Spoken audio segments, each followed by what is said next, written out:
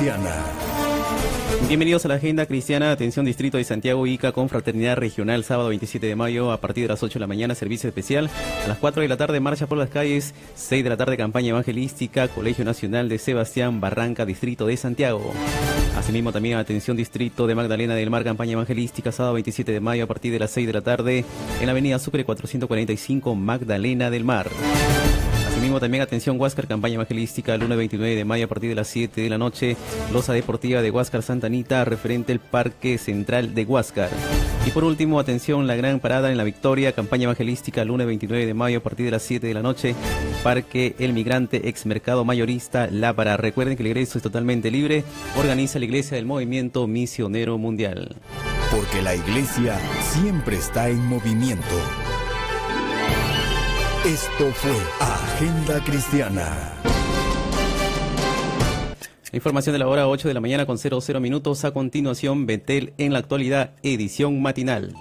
Betel en la actualidad, emisión matinal. Muy buenos días, amigos, bienvenidos a la presente emisión matinal de Betel en la actualidad, en el año del buen servicio al ciudadano. Estas son las temperaturas de hoy. Temperatura. En Lima 18 grados, Ica 14, Piura 21 grados. Cotización. El dólar en la compra 3,26, venta 3,27, mientras que el euro se cotiza en la compra 3,66 y la venta 3 soles con 69 céntimos. 8,00. Plataforma Nacional. Luz Salgado exhortó a Fernando Zavala que rectifique sus declaraciones sobre el Congreso. Ni calumnia, ni obstruccionismo, ni falta de respeto. Cumplimos con nuestro deber y por eso exhorto al señor ministro Zavala a que rectifique sus declaraciones poco democráticas, puedo decir lo mismo. Entendamos que tenemos que trabajar todos por el bien del país. Entendamos que cada uno tiene que cumplir su rol y que hay que enmendar errores si es que se demuestran en el camino. Gino Costa pidió al Parlamento concentrarse en temas importantes para el país. Sí, pero cuando ya te pones a interpelar por quítame estas pajas, primero es Vizcarra, ¿no es cierto? Después se va Sombrío, después está en la lista la ministra de Salud. Es decir, ¿quién es el próximo, no? ¿Quién es el próximo? Cuando hay otras cosas, tenemos proyectos de ley, hay investigaciones que hacer. Hombre, concentrémonos en construir y no destruir el país. Mauricio Mulder criticó y llamó mentiroso al expresidente Alejandro Toledo. Lo que quiere el señor Alejandro Toledo es gozar de sus 20 millones de dólares, y seguramente debe tener más, con absoluta impunidad. El señor Alejandro Toledo es tan mentiroso, toda su vida se ha sido construida alrededor de una mentira, ¿no? Si solamente para escucharlo hablar no te das cuenta que está mintiendo, engola la voz. Víctor Andrés García Belaúnde considera que Toledo se equivoca en su estrategia de defensa. Está con una estrategia de defensa equivocada y la mejor defensa, la de él, debería ser como la de todos, presentarse y dar la cara y defenderse en el Perú, no en el extranjero. Congresista Glave reconoció que se excedieron a hacer pedidos de renuncia de Vizcarra como vicepresidente. Lo que terminó ocurriendo es que ha quedado clarísimo que hay un conjunto de cosas que han cambiado la situación original de ese contrato y eso fue un error. Y cuando uno comete errores, lo que tiene que hacer es corregirlos. Y calma. Ahora, tampoco se trata de la reacción virulenta, evidentemente, de pedir la renuncia del vicepresidente, creo que eso fue un error. Igual que saltar inmediatamente a pedir que también venga interpelada la ministra de Salud o eventualmente exigir que Zavala venga, en fin. Pero eso son cosas que han expresado algunos grupos o que han expresado algunas personas que no han sido ni acuerdo del Parlamento y lo sabe muy bien el señor Zavala. Ministro de Defensa pidió a todos los sectores políticos mantener la tranquilidad y seguir trabajando en la vía democrática. Tenemos que encontrar todos la normalidad, tranquilícense, estamos trabajando juntos en vía democrática, tenemos que acostumbrarnos a ello, no queremos que no haya conflictos, los conflictos van a haber, lo importante es que sean conflictos productivos, que se canalicen institucionalmente y que se resuelvan de modo dialogado, político, como debemos resolver las cosas en función y en favor de la mayoría de peruanos y de peruanas. Becerril afirma que el Ministerio Público y el Poder Judicial no hacen nada en el caso de Alejandro Toledo. Todos están jugando simplemente para la tribuna, pero en los hechos no están haciendo absolutamente nada.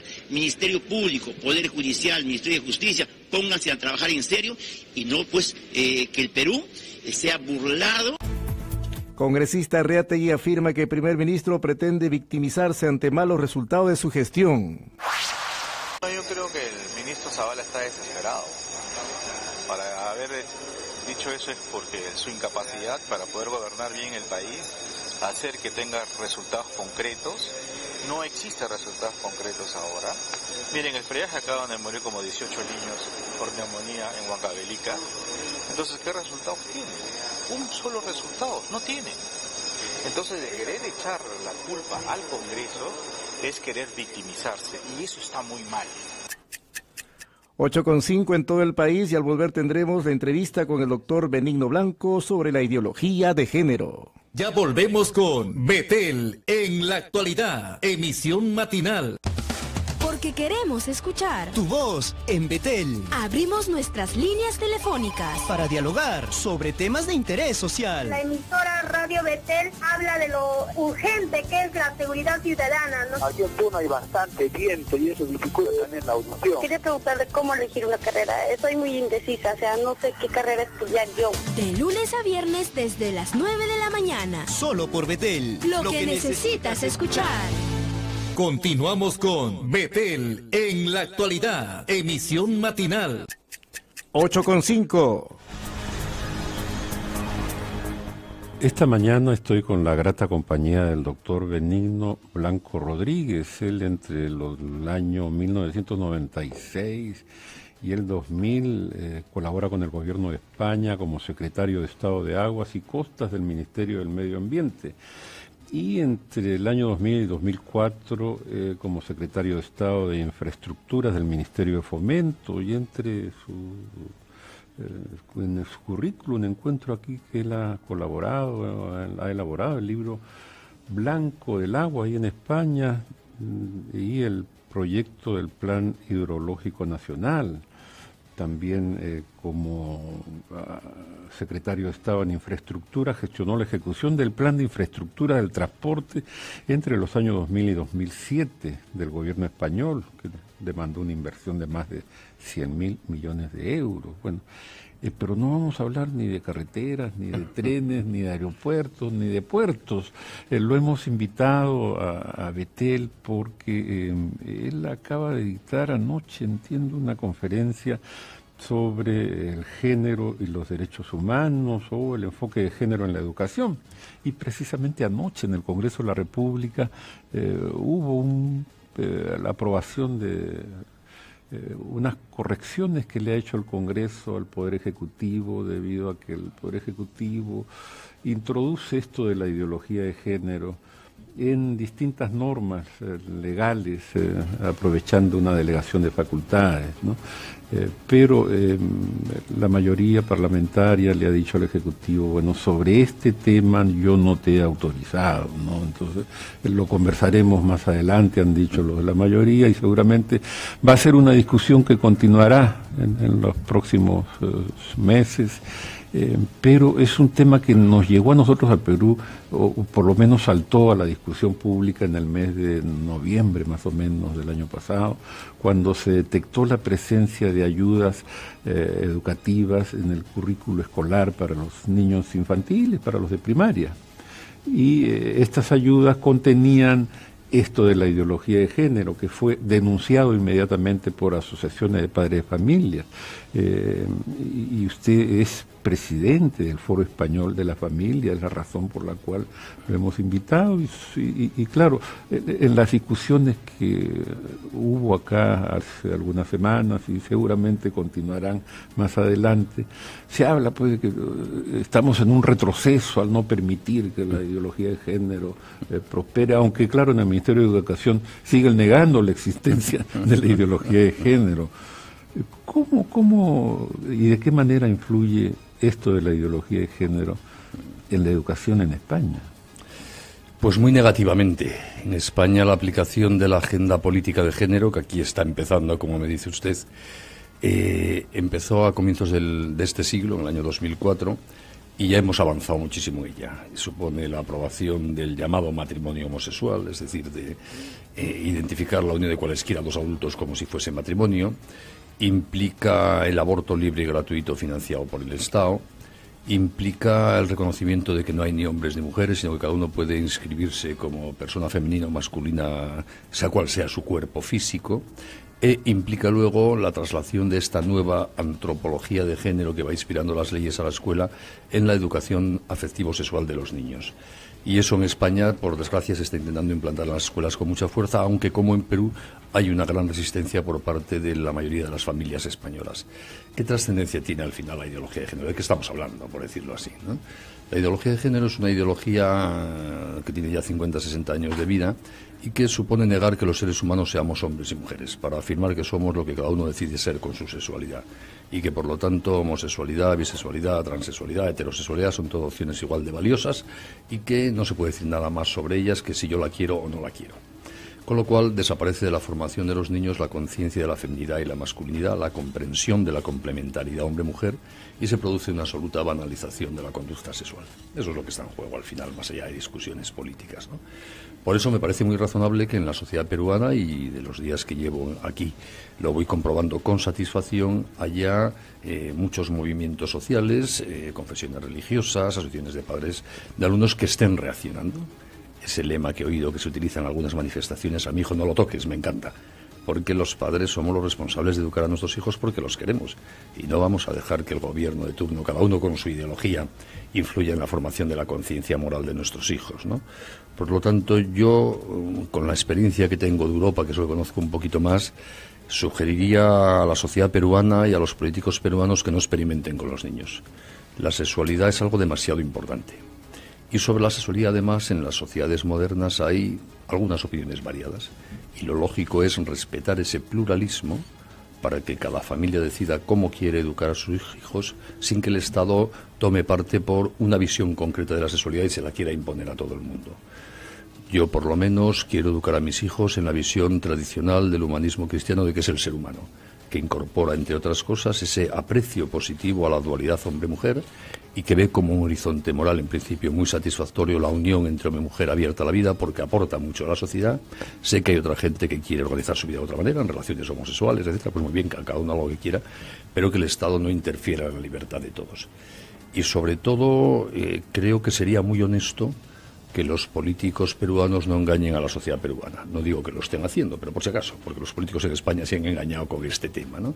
¿Cómo se engañan con este tema? Negando que exista la ideología de género. Eso o es ignorancia o es mentira, si vas a no conocer el pensamiento contemporáneo y lo que se está debatiendo hoy en todo el mundo. Y en segundo lugar, si de verdad lo que quieren, que me parecería muy loable, es que de verdad trabaje toda la sociedad peruana para superar lo que pueda existir todavía de discriminación de la mujer, de machismo, que se plantee ese objetivo y no se meta el tema del género por el medio, que no tiene nada que ver. Si se quiere de verdad afrontar los problemas que pueda haber de discriminación, de violencia doméstica, etcétera, que se afronte ese problema, repito, sin mezclar otras cosas como son los debates ideológicos de género. Sería muy fácil, si esa es la intención honesta, que seguro toda la sociedad peruana pudiese colaborar en ese objetivo también en la educación, sin introducir matices ideológicos que van a generar muchas tensiones en este país, como las han generado en España. Claro, en España introdujeron esto también de manera subrepticia, sin debate previo. Inicialmente sí, ahora no, porque ya es demasiado descarado, pero inicialmente sí pasó como aquí. La primera reforma educativa de los currícula escolares se hizo a través de una ley del año 2007, donde aparecían referencias que la gente no sabía muy bien a qué querían decir exactamente, al género, a la diversidad sexual, a distintos modelos de familia. Expresiones que en sí mismas, pues uno puede decir, ¿y esto de qué va? Pero, gracias a Dios, hubo una resistencia de las asociaciones familiares españolas muy fuerte y la asignatura que incorporaba esas referencias, que se llamaba allí Educación para la Ciudadanía, acabó desapareciendo. Pero luego se ha vuelto ya con mucho más fuerza y en las últimas normas en materia de educación que van aprobando las distintas regiones españolas ya se impone expresamente en la escuela la visibilización obligatoria de lo lésbico, lo transexual, lo homosexual, la constitución de bibliotecas de género sobre homosexualidad y transexualidad en todos los institutos y colegios del país, la presencia de las organizaciones llamadas LGTBI de lesbianas, gays, bisexuales, transexuales, dando actividades de formación a profesores de todos los centros escolares y a los alumnos de los centros escolares, y las leyes además dicen que eso se haga desde primaria, desde la primera infancia. Es decir, que hubo un primer intento de introducir estas cosas de forma light y un poco disimulada y confusa, y como no lo lograron, ahora ya descaradamente se está haciendo. Y por eso yo, vista la triste experiencia de lo que esto supone en materia de libertad de enseñanza en España, me estoy permitiendo estos días, agradeciendo la invitación que me han hecho mis amigos peruanos, de contar lo que nos está pasando en España, por si a ustedes les puede ayudar aquí en Perú a evitar también esos ataques a la libertad. Claro, esto lo tenemos claro, ha llegado al Perú promovido, impulsado por algunas organizaciones no gubernamentales, pero también por la Organización de las Naciones Unidas, es desde la ONU, donde igualmente entiendo aparece de manera sorpresiva o no fue así. No, en Naciones Unidas no aparece de manera sorpresiva, sino planificada. Fue en concreto Estados Unidos, a partir del año 1969, o sea, ya es una historia un poco antigua, quien pide a Naciones Unidas que en todas las políticas respecto a los llamados países del tercer mundo introduzca la perspectiva de género como un instrumento para ayudar a controlar la población del mundo. Y desde entonces todas las agencias de Naciones Unidas, del Banco Mundial al Fondo de Población, de la UNESCO a la Organización Mundial de la Salud, de la UNICEF, las que quieran ustedes, han ido profundizando en esta forma de trabajar, y la idea es expandir en el mundo, y de forma, repito, planificada y financiada, una visión de la sexualidad que incorpore un rechazo en principio a la maternidad y al matrimonio como ideal de vida, una visión de la sexualidad femenina que excluya las relaciones matrimoniales y que apueste por una sexualidad permisiva, no abierta a la vida, porque así, eso lo llaman formas no coitales de sexualidad, así obviamente disminuirá la población del mundo. Y eso se ha convertido en un proyecto ideológico muy vinculado a estrategias económicas de carácter imperialista, por desgracia, que pretenden imponer en todo el planeta la visión de la sexualidad y los intereses económicos de una pequeña parte del mundo rico actual. Y este es un proceso que en Naciones Unidas ya tuvo, por decirlo así, constancia oficial por escrito en la cumbre del Cairo sobre población de 1994 y después en la cumbre de Beijing sobre la mujer de 1995, y desde entonces ha ido a más. Y por eso en todos los países de América Latina, como del África subsahariana, se ven continuamente los mismos tipos de ONGs financiadas por las mismas fundaciones norteamericanas y por las agencias de Naciones Unidas que de forma sistemática pretenden introducir legislaciones sobre aborto, matrimonio homosexual y la enseñanza en la escuela de esta visión de la sexualidad que a mí me parece sinceramente muy poco humana y bastante triste y deprimente. O sea, el fondo es un plan de control de la natalidad universal, mundial. Sí. ¿No? Y además, le digo esto no porque yo tenga información confidencial de lo que pasa en Naciones Unidas, sino porque sigo las web de Naciones Unidas y de estas fundaciones y ONGs habitualmente, ¿no? Es información pública y conocida. Sí, los registros de índice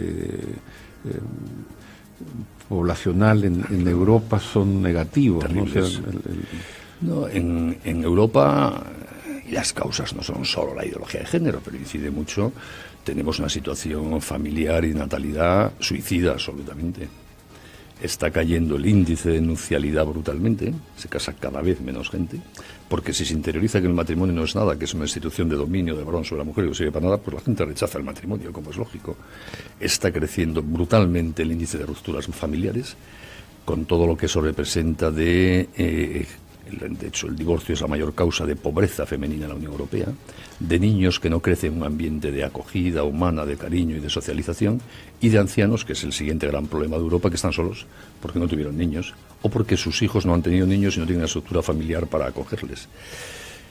Y luego, consecuencia de todo esto, es que Europa se está suicidando demográficamente, porque no tenemos niños. Y el horizonte de Europa es muy triste, y además eso nos genera un problema añadido, que es un crecimiento constante de una inmigración que no se integra fácilmente en Europa, pero que viene a hacer los trabajos que no hay europeos que hagan ya. Llena ese vacío. Claro, es que lo tiene que llenar, porque no. Claro. Entonces, estamos entrando en una espiral de problemas que está poniendo en riesgo la riqueza de Europa, el estado del bienestar y todo, pero cerramos los ojos a ellos. Hay un escritor romano, Tácito, que, refiriéndose a la sociedad romana de su época, a finales del siglo I, dijo una frase que se puede aplicar hoy día a Europa perfectamente. Dijo: hemos llegado a un momento histórico en el cual ya no somos los romanos capaces de soportar ni nuestros problemas ni sus soluciones. Y en Europa pasa eso, los problemas son poca estructura familiar, poca solidaridad interpersonal, pocos niños, ancianos solos, pero las soluciones exigen volver a valorar el matrimonio, la fecundidad, el cariño, la lealtad a los amores, y eso tampoco lo queremos. Honestamente me gustaría que Perú no caiga en los mismos defectos, porque no es nada agradable.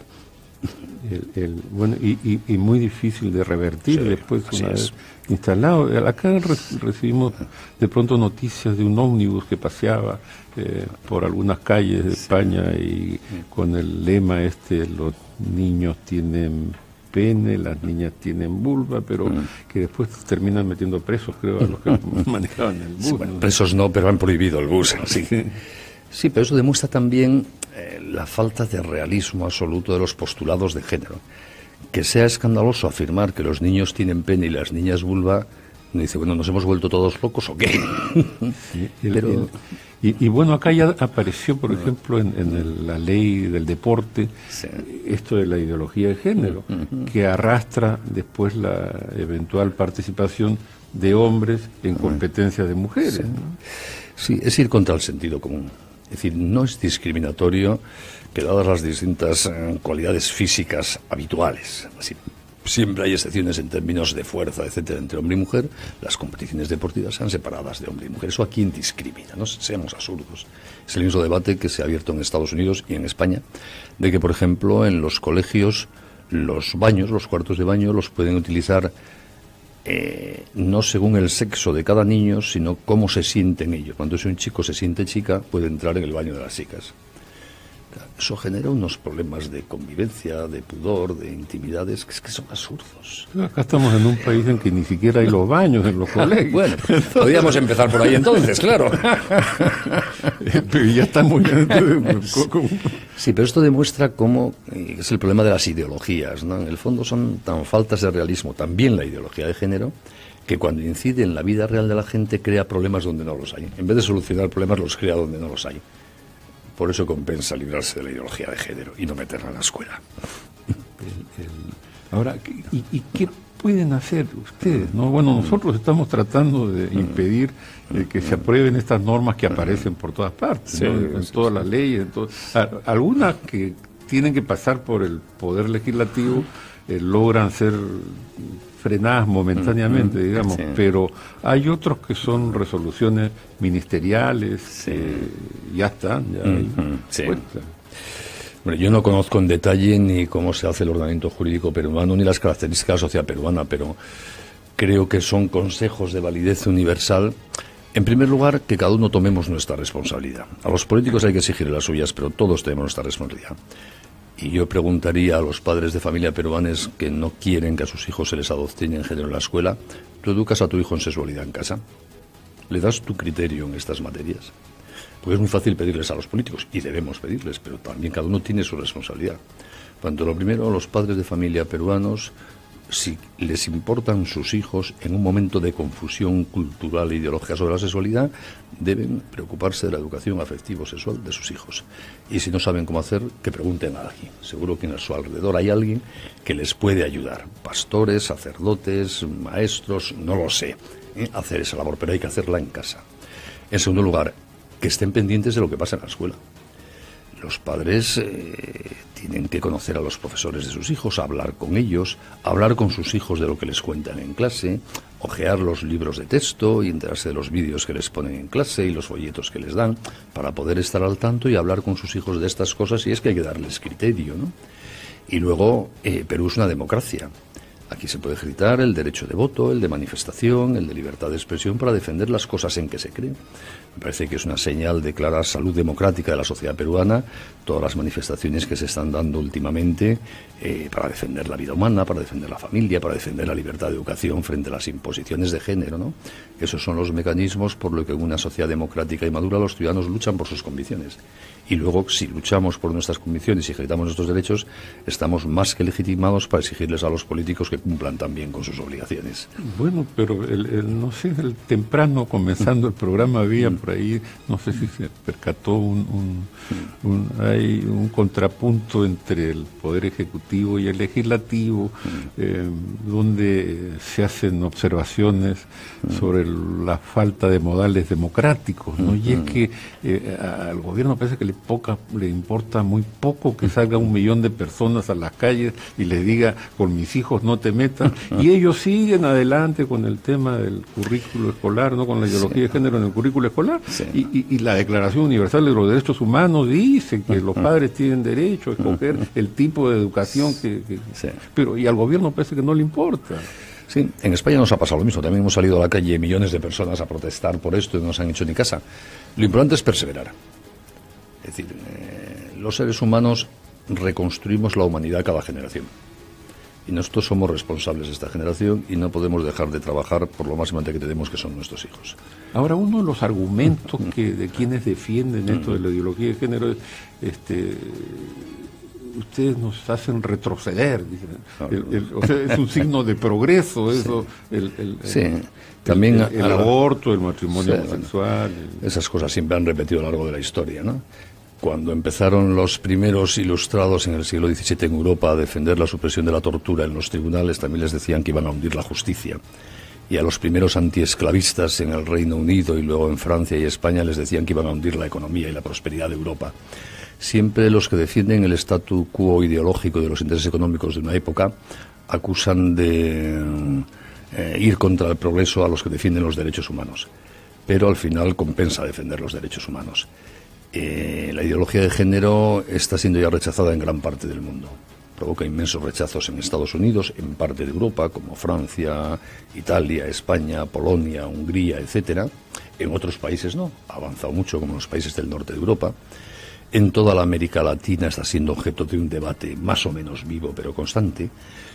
Está rechazada profundamente en toda la África subsahariana. Por lo tanto, no es verdad que el futuro sea la ideología de género y quien se niegue esté retrasando el futuro. Al revés, el futuro ojalá sea la libertad y los derechos humanos. Y quien se opone a la implantación de la ideología de género está trabajando por la libertad de los derechos humanos y está en consecuencia construyendo un futuro progresista. Merece la pena. Doctor, usted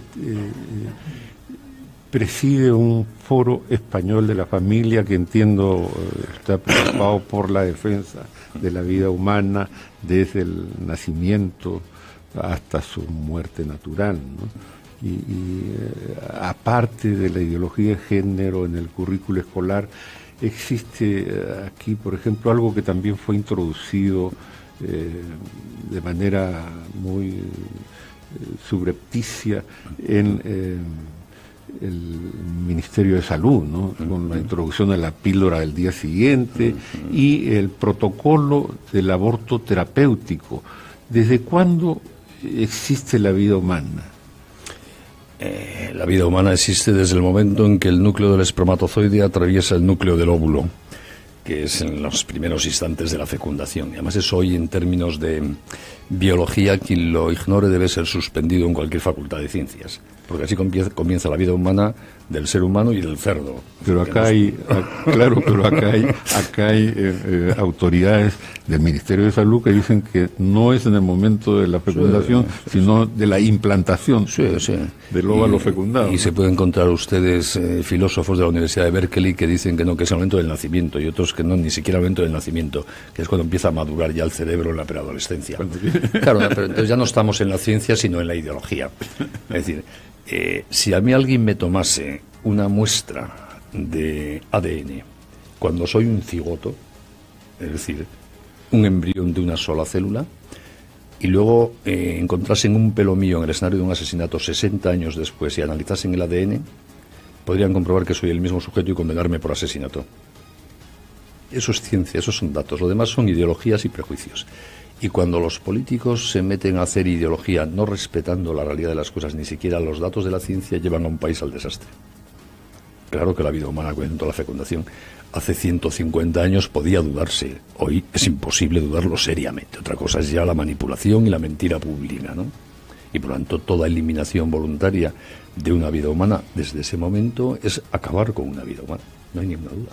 Algo de lo más triste que puede suceder. Y yo puedo entender aunque no justifique nunca, que una mujer se plantee abortar. Porque a veces vivimos en sociedades que pueden ser muy injustas con la mujer y dejarlas a causa del embarazo en unas situaciones muy angustiosas. Pero no puedo entender que un ministro en frío apueste a favor del aborto. La mujer en sus circunstancias concretas puede entender que se plantee eso, repito, y no lo justifico. Pero me parece de una maldad y de una irresponsabilidad inusitada que en frío desde el poder político, y además un hombre, con esa concepción machista de que pague los problemas solo la mujer con la responsabilidad de abortar, sea quien defienda el aborto. Yo estoy muy orgulloso de que en la sociedad española hemos hecho mucho para intentar acabar con el aborto, aunque no lo hayamos conseguido, y seguimos haciéndolo. Hemos puesto en marcha en España, por ejemplo, una ONG que se llama Fundación Red Madre, que es un voluntariado de miles y miles de mujeres por toda España que están a disposición de toda mujer embarazada gratuitamente para acompañarla y ayudarla en lo que necesite. Y estamos evitando muchos miles de abortos al año. Y la clave de actuación de este voluntariado es dar a las mujeres cariño. No hace falta ni ayuda material. Luego, si se puede, se consigue ayuda material. Pero lo que necesita la mujer es no estar sola. Que la sociedad española o la sociedad peruana no dejemos a las mujeres embarazadas en situación problemática, por su edad, por situación económica, de pareja, lo que sea, solas ante sus problemas. Porque ninguna mujer quiere abortar. Se plantean o llegan a abortar porque las dejamos solas, angustiadas, sin ver otra salida. Y eso es profundamente injusto. El aborto, al final, es la salida irresponsable para que el hombre no tenga ninguna responsabilidad de relaciones sexuales. Las dejamos embarazadas y que aborten y lo resuelvan ellos, y si no, que tengan ellas el niño y haya ellas. Es profundamente machista. Aquí se está impulsando un movimiento para, todavía no existe la ley, pero algo así como una ventanilla en la que puedan recibir a las criaturas que de pronto nacieron. Porque, claro, hay quienes acostumbran a abandonarlas en un jardín, en un basural. La basura, sí. Eso existe ya también en España. En España no. He oído hablar de ese proyecto de ley que se está presentando aquí en Perú, o se está trabajando en él, y me parece una idea estupenda. En España no lo tenemos, aunque hemos trabajado en alguno y estamos intentando promocionarlo, porque exige previamente una reforma en el Código Penal, porque si no es un delito de abandono de menores. Pero en otros países europeos se va imponiendo poco a poco, lo hay en Francia, en Austria, en algunos sitios de Alemania, en Hungría, porque efectivamente es una solución a esas mujeres que están convencidas, por las razones que sean, de que no pueden tener al niño, no han querido abortarlo, y una vez que dan a luz se puede ver una situación tan dramática de eso, de tirarlo al cubo de la basura, ¿no? Entonces se trata de hacer unas pequeñas instalaciones climatizadas donde pueden dejar de forma anónima al niño. Cuando dejan al niño y se cierra esa instalación, que es como una cuna artificial, se recibe una alarma muy cerca para ir a recoger al niño rápidamente, y mientras tanto el niño está en unas condiciones de calor y de temperatura muy bueno, y así la mujer no tiene por qué abandonar al niño y se garantiza en el anonimato que el niño recibe atención, es acogido y luego será dado en adopción o lo que sea. Todo lo que sea dar salidas que faciliten la continuación de la vida y que no aboquen a la mujer a algo tan terrible como para tirar a su niño recién nacido al cubo de la basura, me parece excelente. Ojalá se apruebe ese proyecto de ley aquí en Perú. Y yo quiero aprovechar su presencia para tratar también un tema que ya escapa un poco a esto que hemos venido hablando, pero que me parece muy valioso conocer su opinión y su experiencia como en este gran plan de infraestructura del transporte. Y es que se habrá dado cuenta que el caos para llegar acá, ¿no? El transporte urbano y el transporte interprovincial, regional, en fin. Y también se habrá dado cuenta que estamos inmersos en un escándalo de corrupción que abarca muchos países latinoamericanos, ¿no? Entonces, algo leo. Y bueno, hace poco en el Perú hubo un fenómeno del Niño, un fenómeno con mucha lluvia, muchos huaicos, un desastre tremendo que ha dejado a, no sé, 1 millón de damnificados, o 500.000, bueno, igual, que demanda un esfuerzo de reconstrucción de puentes, de carreteras, de escuelas, en fin. Pero ¿y cómo hacer esto sin corrupción? No hay fórmulas mágicas. En España también hay mucha corrupción, porque al final la corrupción no la evitan las leyes. Pueden ayudar a que haya menos, pero lo evita la ética personal. Hay que formar a la gente en el respeto a la ética. Los países y los gobiernos deben, en vez de despreciar la moral y la ética, ayudar a que se valore, a formar en la escuela niños con conciencia. es la única manera de intentar poner coto a la corrupción, que siempre algo existirá. Hombre, y luego cuanto más transparentes y objetivas sean las leyes, cuanto en la adjudicación de obras públicas haya mecanismos en que participen más personas y haya más publicidad y menos secretismo, siempre será más fácil que haya menos corrupción. Cuanto menos discrecionalidad haya por parte de políticos y funcionarios para tomar decisiones de trascendencia económica y sean decisiones más regladas, menos ámbito posible para la corrupción habrá. Pero al final es la ética de la persona quien lo impone, ¿no? Y en este plan de infraestructura del transporte en España, ¿qué tanto participó el Estado y qué tanto el sector privado? El sector privado más o menos un 25%. Se intentó, sí, las circunstancias de los países son muy distintas y España en esos años tenía muy poco que ver con el Perú actual, porque España se benefició esos años de nuestra integración en la Unión Europea, que es un club de ricos que nos ayudó mucho a hacer infraestructuras. Tuvieron que elevar un poco los estándares. Claro, tenemos, de hecho, España tiene ahora probablemente las mejores infraestructuras del mundo, no porque seamos más listos, sino porque las hemos hecho hace muy poquito y ya con estándares de calidad. Y entonces hemos intentado, para poder llegar a más recursos, porque el Estado los tiene limitados, movilizar la financiación privada de infraestructuras públicas. Y para ello hicimos una nueva legislación, que yo dirigí muy personalmente, de participación público-privada en la gestión de infraestructuras, que ha funcionado muy bien. Por ejemplo, en todos los puertos españoles, y España es un país absolutamente marítimo, porque está rodeado de mar por todos los sitios menos por los Pirineos, y más del 80% de las importaciones y exportaciones en España se hacen por vía marítima, en los puertos el Estado no ha invertido ni un euro. Se ha hecho todo con financiación privada. Una parte de los aeropuertos se financia privadamente también, no aporta dinero el Estado, sino que se financia con las tasas que pagan las compañías aéreas, los transportistas, y con la explotación comercial de los espacios comunes de las propias instalaciones aeroportuarias. Luego una parte de la red de carreteras se hace también con sistemas de peaje, en que es el usuario el que lo paga y por lo tanto el Estado no le cuesta tampoco ni un euro. En ferrocarriles hay una inversión mucho más pública, pero está intentando que haya un ferrocarril muy especializado, que es la alta velocidad, solo, no para mercancías, sino solo para pasajeros, que puede ser rentable en términos de mercado y recuperar toda la inversión. Por lo tanto, siempre habrá infraestructuras que solo puede hacer el Estado, porque no pueden encontrar una rentabilidad de ninguna manera en términos de mercado, pero si los políticos y los financieros del país se ponen a ello, se encuentran fórmulas para que una parte de las infraestructuras necesarias pueda financiarse por sistemas público-privados. Doctor Benigno Blanco Rodríguez, nos hemos sentido muy honrados de tenerlo aquí en Betel Radio. Hacemos votos por tenerlo pronto para seguir conversando de este y otros temas. Ha sido usted muy amable. Ha sido para mí un placer. Muchísimas gracias. Bien, ahora nos tenemos que despedir, pero volveremos con más noticias y más comentarios en cualquier momento. Hasta entonces, permiso.